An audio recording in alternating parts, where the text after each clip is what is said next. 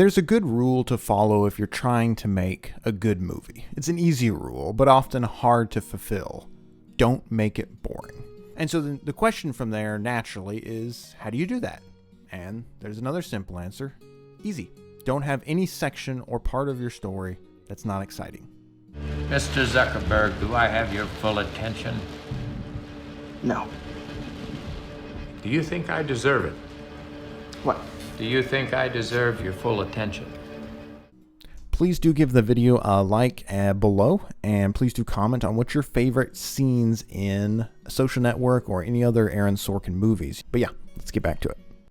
I had to swear an oath before we began this deposition, and I don't want to perjure myself, so I have a legal obligation to say no. Okay, no. You don't think I deserve your attention? I think if your clients want to sit on my shoulders and call themselves tall, they have a right to give it a try, but there's no requirement that I enjoy sitting here listening to people lie. Now, of course, it's really easy just to say, make it interesting, make the story interesting. But Aaron Sorkin has a method, a secret he uses in his movies, and specifically for this one, we're going to be looking at The Social Network. And really, it's 3 secrets. And they aren't really that secret. You see, most movies have one thing going on, or, sometimes 2 things. One scene, one conversation. The scene begins, characters have a conversation, it ends, next scene, next piece of action, next conversation, next character, etc. It works. It does its job and goes home. It's a simple conversation, a simple action, one leads to the next. But let's say we wanted to make it more. And so the question is, how do you make one conversation interesting? And Sorkin solves this by having 2 conversations at the same time. You have one scene, mesh it with 2, jump back and forth, show both sides of it. And what Sorkin does so well is any time there's a character or just 2 characters and they're having a simple conversation, he basically intermelds all these different other subjects and basically meshes all these different conversations together. The characters jump around the conversation. It's 1, 2, 5. I know where it's going, and if I finish your thought, we can move faster. Christy, what do you like to drink? An appletini. Great. 4 of those. From that point on, it was a Shaunathon. And it's not easy doing this, but if you can make a movie where it's mostly talking, non-stop talking, and it feels like you're just completely getting sucked into the story.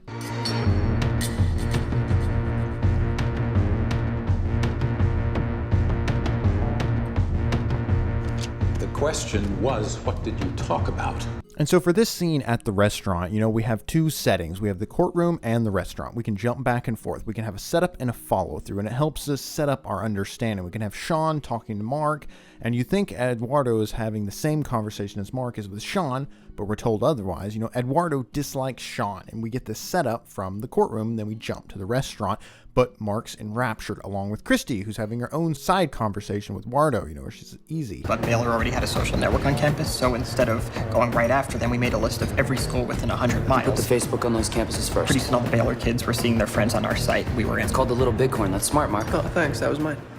Within this one setting, we have 3 different conversations going on in the restaurant, and then we jump back and forth to the courtroom where there's 2 conversations happening. I say 2 conversations. Eduardo is giving his testimony while all the while we're looking at Mark. He's looking at Mark, the camera's looking at Mark, and Mark has this expression on his face which is telling another story. So, Eduardo's talking and we're looking at Mark, and basically Mark's expression is saying a whole nother thing while the story is going on. So we're being told 2 different things at the same time. And all of this, the restaurant and the courtroom, everything is happening in a 5-minute scene, and it's really impressive. It goes to Sorkin's ability as a writer, because just think of all the information and character and development and exposition he can pack into these scenes. We learn everything we need to know about Sean Parker the second he enters, what kind of man he is, what he's like, the dynamic, what Mark thinks, what Eduardo thinks, what Christy thinks, and most important of all, it's entertaining. There's so much going on in this simple clip.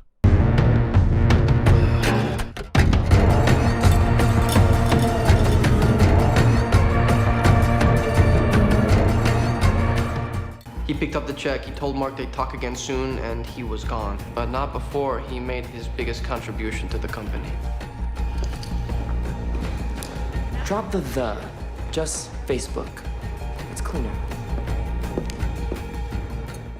And now let's take a look at the opening scene for the movie. Remember, we have to make it interesting, but no explosions, no naked people, no murders, no violence, just two people we know nothing about. The dialogue for this one really follows this interesting strategy, if you will. You have this, you'll say one thing, and then the other person will respond, and then the third, and there's a comment, that seemingly comes out of nowhere, almost a tag, like a left turn for the conversation. I'm trying right now. To row crew? To get into a final club. To row crew? No, are you whatever, delusional?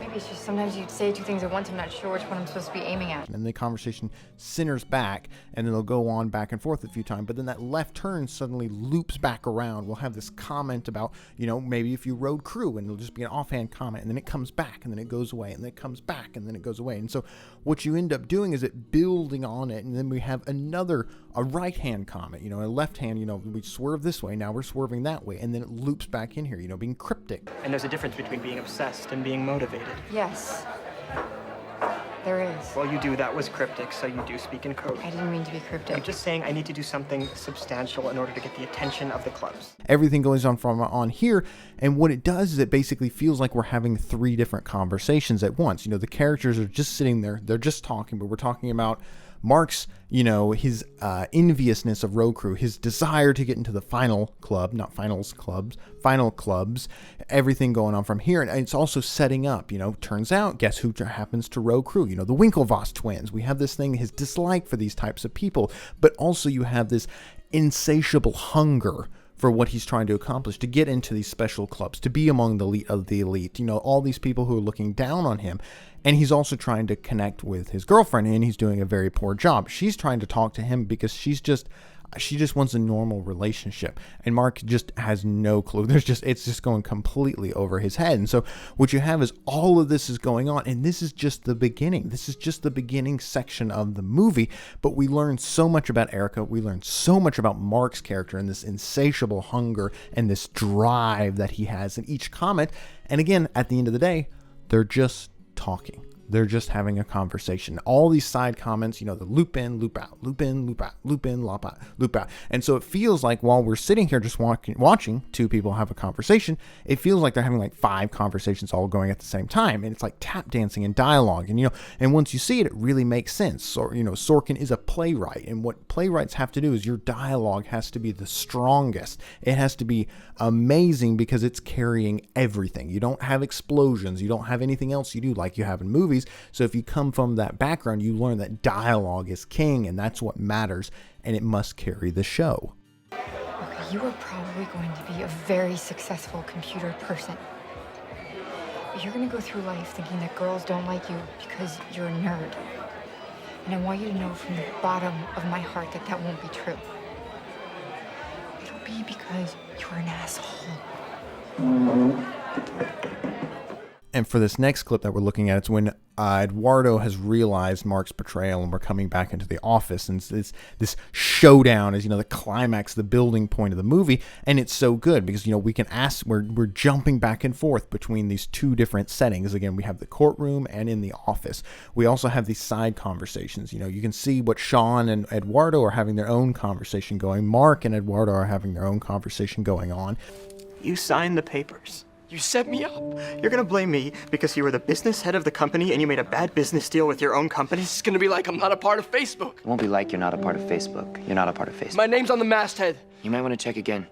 While at the same time, we're jumping back and forth between the courtroom where there's also these other conversations going on. So despite the fact that we're just having people talking, nothing else, everything is so interesting and just completely sucks you in.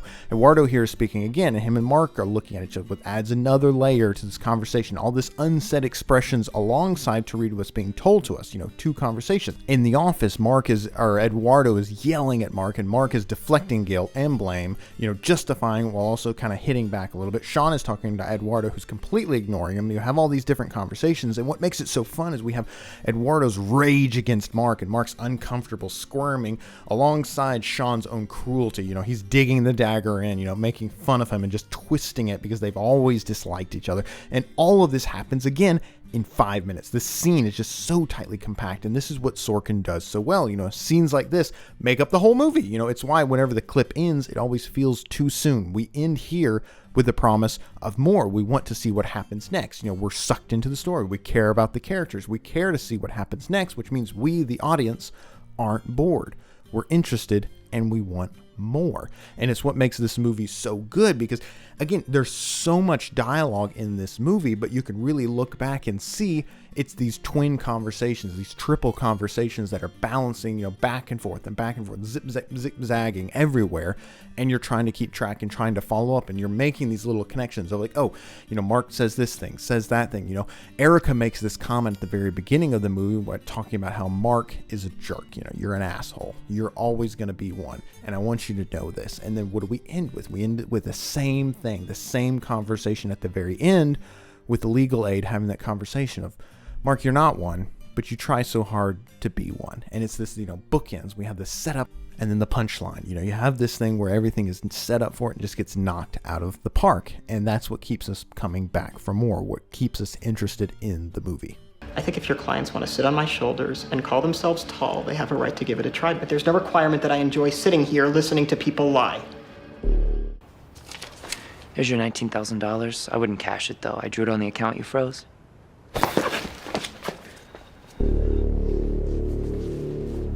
I like standing next to you, Sean. Makes me look so tough.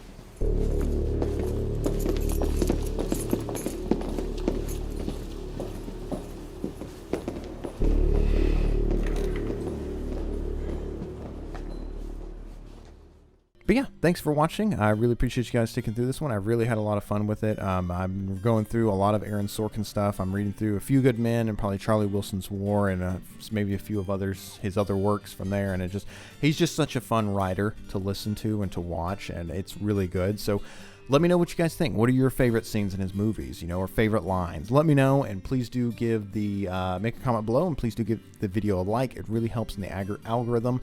So yeah, I really appreciate your time and all of that. I'm Jeff Cassidy, and I'll see you in the next one.